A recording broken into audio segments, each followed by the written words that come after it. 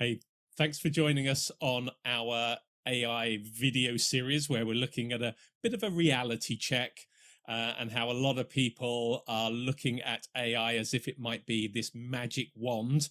The premise behind this video series is that if you are running a rubbish hotel, AI is not going to make it a great hotel. It's probably only going to magnify the challenges. And so we thought to help our conversation and to help this series, we would get some of our partners on board who are obviously dealing day in, day out with hoteliers.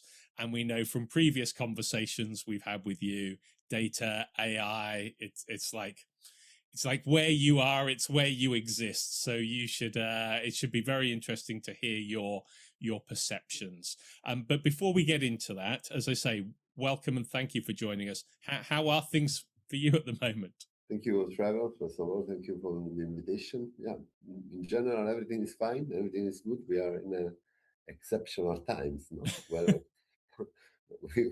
in one side, we are very focused on developing new things. Mm-hmm. In other side, we are very focused to find value, in what Yep. we are driven, because otherwise we are losing time. Yeah, no, absolutely. And I think a lot of people have said to me when we've been going through some of these questions, it's, well, I'll answer you now, but if you ask me next month, I might have a slightly different answer.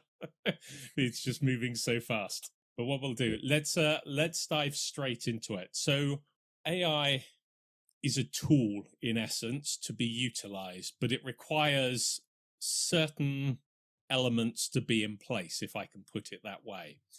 And I guess the opening question we're asking all of our partners is, when you're in those early conversations, whether through the prospecting done through your sales team or somebody approaches you and you guys are talking to them and they want to get into, they're asking more about AI and how the AI can help them.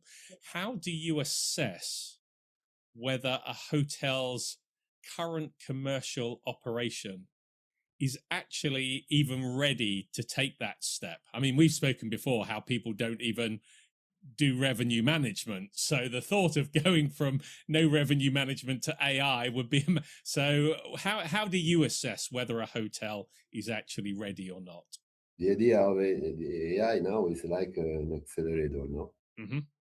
That is able to accelerate some processes, also the optimization, but can also accelerate the problems, the issues. Right. Yep. So we don't want to. We're trying to avoid to multiplicate those issues. Yeah, you're no longer duplicating a problem; you're quadrupling it.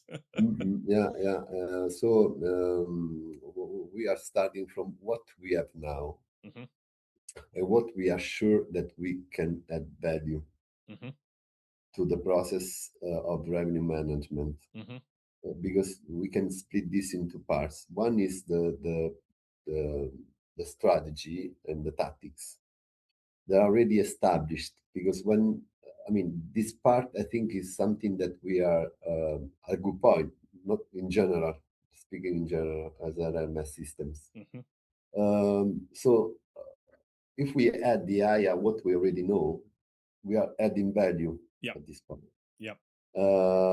And step by step, we can add other pieces. So Mm-hmm. the main problem, as always, is the data.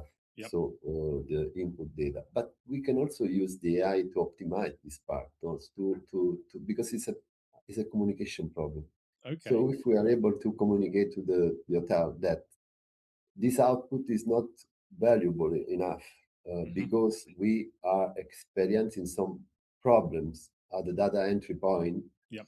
And we explain him what we have to do to increase the goodness of the data and input, Mm-hmm. so that the process is better, no? Because the communication is better. Yep. So AI is not only to optimize numbers, but also here is very useful to optimize the communication process, the communication flow. Okay. And if we see this from this point of view, is a great value you can create with the customer. That makes sense. Just picking up on your point there, when you spoke about often the issue being the data entry point. So how much of that is, i.e., the data has been inaccurately inputted? How much of that is the technology systems are that are being utilized by the hotel aren't quite up to standard, and how much of it are maybe just the people? When you're looking at hotels, do you see any one of those being dominant, or do you have a view on which one of those are more critical? Yeah, there is a classification of different problems. No, we need to cope with. If there are some liars that, for example, we don't receive some information like groups, for Yeah. example, is may have an impact, but it's not so impactful. If we don't not receive the data at all, is another problem. Yeah. The question is in terms of accuracy. So why? Because if compared to 5 years ago, 10 years ago, was a massive problem of data input. There was a risk to have wrong data at all, Yep. no? Yep. Because it was manually insert or any other, the systems was not so integrated. But now the problem is minimal, so it relies only on specific data points Right. that can improve or not the accuracy, Okay. but not the efficiency of the system in itself. Okay. So, for example, we always receive data in two categories, for example, individual and groups, because it's the way we build the interface. But some hotels, and this can be very the breaking point, is some hotels have good data, meaning that already they classify the data in terms of segmentation very well. So Okay. we know that under the segment of individual, there are other subsegments that are well organized, and there we can do a great job because we know each segment, the meaning is not is well designed. In the other side, we may have some situations where under the individuals there is nothing, or there are bad data, or there are not. But so the system is able to work at the same level because we know the basic segmentation is always individual and group, so we know which are the individuals and group. It's uncommon. Yes. It's very difficult to find just is what situations it where is. at least these two segments are not mapped in any hotel anymore. But if we have only individuals, the accuracy of the data is lower because we don't know under this individual which are the transient, which are negotiated, which are business or those things. Understood. So the accuracy is low, but the system works at the same level. So if you want to have a system that works better, you need another layer of consultancy, that explains to the hotel that we need to improve the segmentation, so the data quality that we pass to the system to have a better result. I've got you. So as you say, the system will work whether there's good data or bad data, because you can see when it's right, it's right. The people or how the data is coming in, but if you haven't set up your system or trained your staff to ask the right information, then your data is limited. So it doesn't mean the system's not working. It just means there's nothing you can do because you don't have the data to be able to analyze and make a decision on. So that would tend to lend itself more to almost the processes in place within the hotel. Would that be, whether it be the process for their staff to be asking when they are checking or greeting a guest, or the processes and the information that they're asking their technology solutions to gather for them and then to amalgamate? Would that be fair? Yeah, I think that the problem is not technological here. It's more the process. So they should at the very beginning understanding the hotel, understanding which segments they want to focus on. They need to create all the maps, no, because that's very important for them to have a strategy. Because otherwise, Yeah. so if we miss this, you're not missing only the data.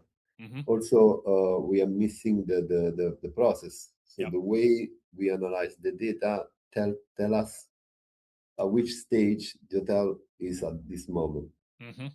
Because if they do not have this kind of segmentation, for sure they don't have they are not very skilled in terms of revenue management. Yep.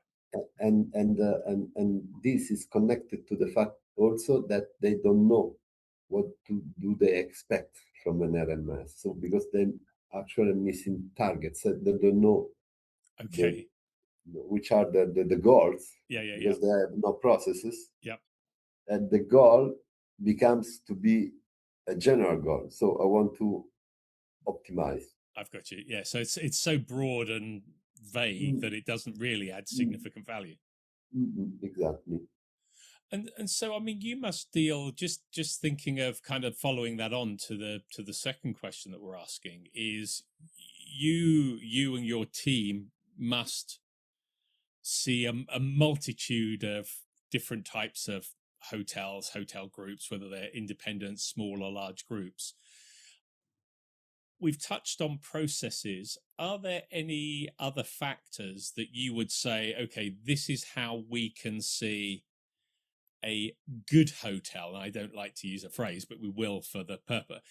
This is a good hotel that would be ready, that a conversation and the investment into AI would be able to make incremental value. And here is a hotel group that really not is really not in the right place at the moment. Are you able?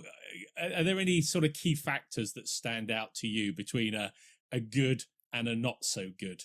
I have simplified this process because at the end we built our LLM in house Mm-hmm. from scratch, Mm-hmm. and we can give this layer for free to any client. Right.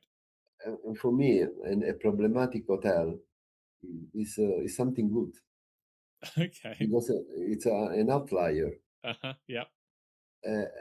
My job is to fix outliers. Mm-hmm. So the more outliers I have, the better it The better. is because it's not we can not we can manage different Mm-hmm. different issues. We can address Yep. different some issues because are far from the normal way, Yep.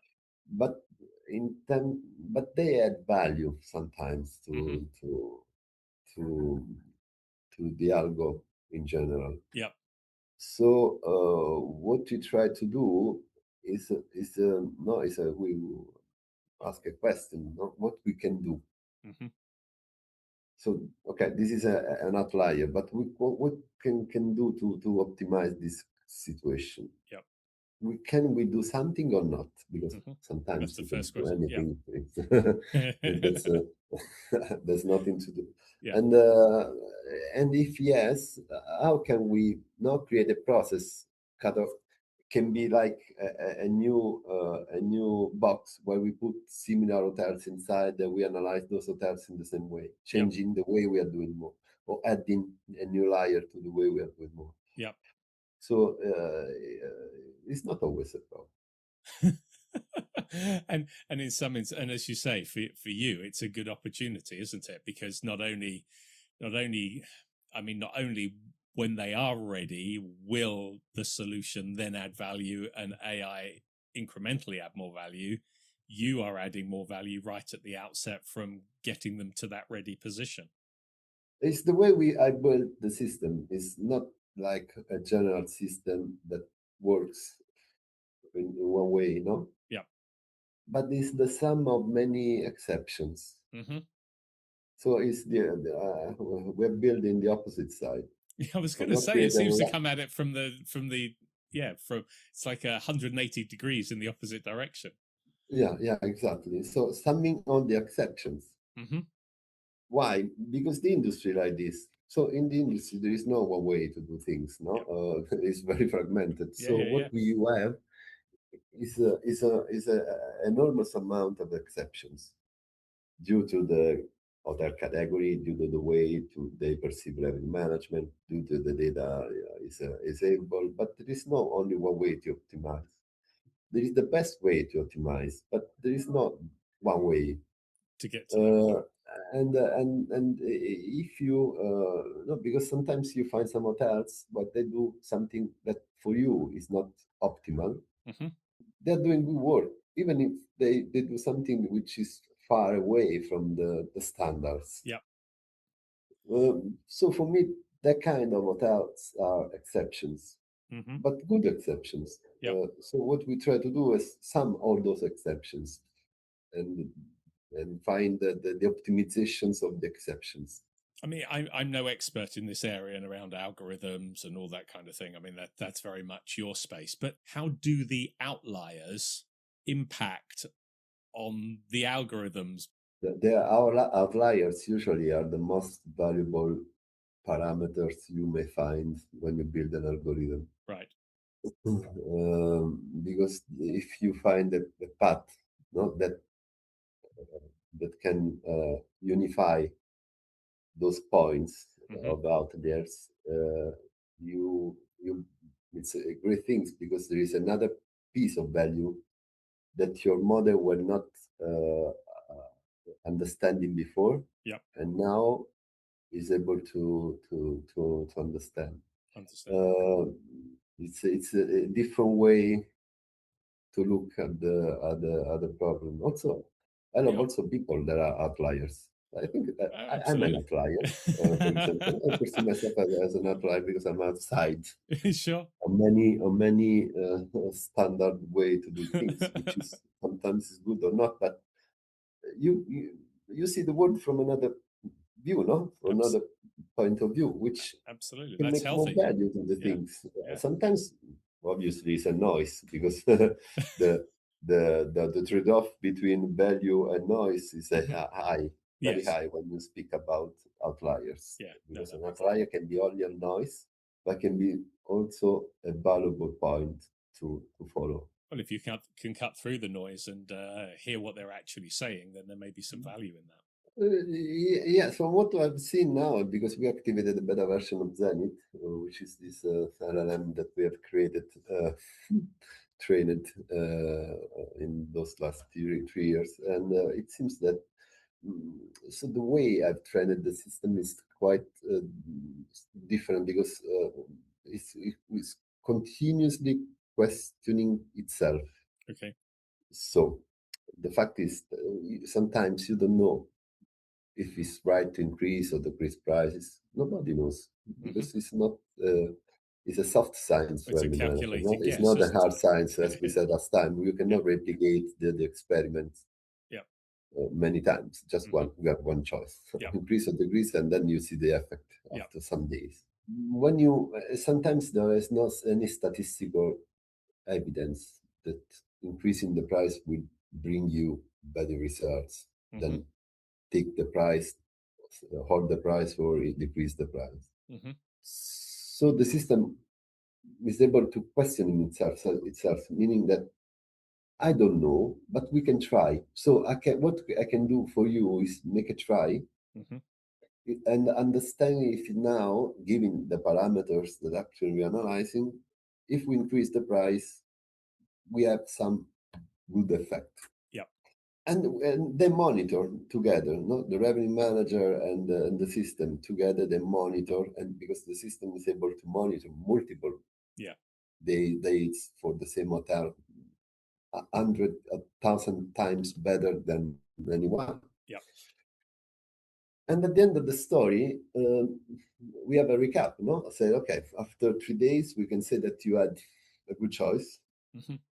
At the very beginning, no, the system after it says it's a good choice. My opinion at the beginning was different, so Yeah. was probably was better to halt. But did better than me. Mm-hmm. So I will keep this information Yep. for the next time in this Okay.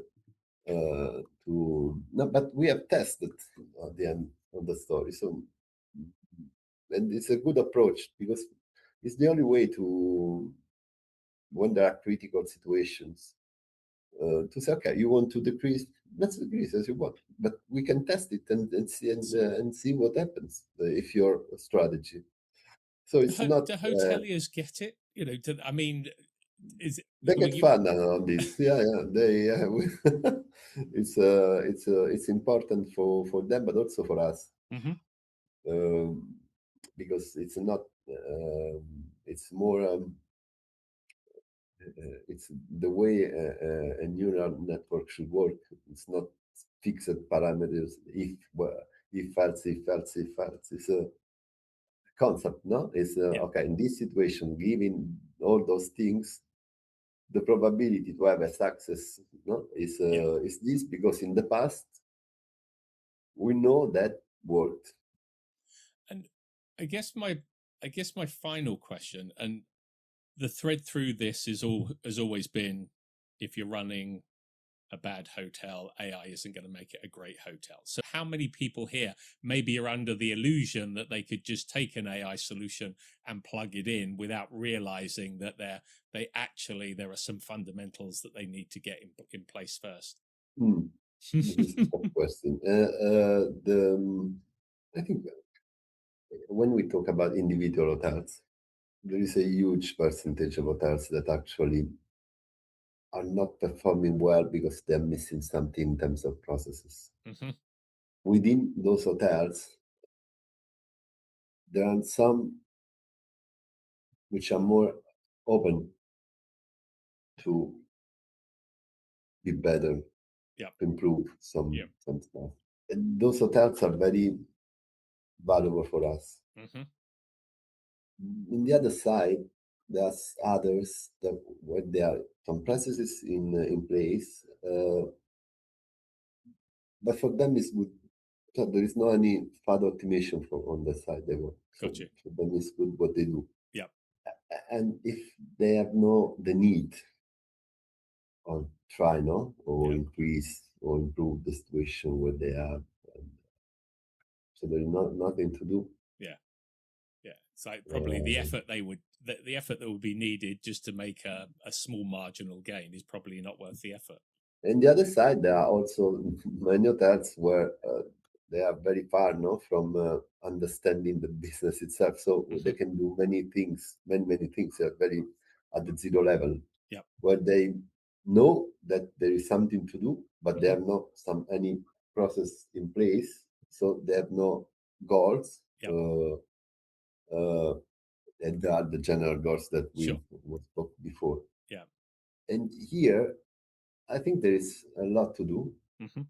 But here is very important before the technology is the communication. Right. Because we are always talking about small properties with Mm-hmm. small managers, Mm-hmm. and they know it's important to convince them, Yep. explain them all the things Yep. because it's not mathematical that you No. go there say blah blah and they say, oh okay, wow, I Yeah, I will. get it. No, this is Yeah. it's more a little bit more, but it's right because the business is not ours; it's their business. Yeah. So if they are not the first to understand there is something more to do, there's nothing we can add any no value we can add. Yeah. No, that makes a lot of sense. I guess at the end of the day, as well, a lot of it. I mean, you've articulated it there. It comes down to the leadership, whether it be the owner or the whoever is leading the group or whoever is the GM in the property. You know, it takes someone to recognize that there are opportunities out there that could be being taken advantage of. And as you say, some might be just perfectly happy with what they're doing, and that the time and effort and investment needed isn't worth the incremental gain. But for those that can see those opportunities, it requires somebody to step up and be asking the right questions, set a strategy, have the conversations that are necessary, and then work out what are the processes that you need to adjust and put in place to be able to work to best effect. And it's something that we cannot control. Yeah. So I prefer to put all the effort in building new things, develop research, and because I'm a more data scientist than this, so I like it. I like it. Not spend hours and nights in finding any. So solving problems. Yeah, no, modeling or trying to find new ways. Yeah. Use you after 2 months of search and test and trials, you find at the very at the end of the story that was a failure, and you But and you it's learn okay. through that Start failure, again though. from Yeah. zero. Scrap it And up, this start is again. the way we build the LLM at the Yeah. end. It's the beauty of the research. Is this fun.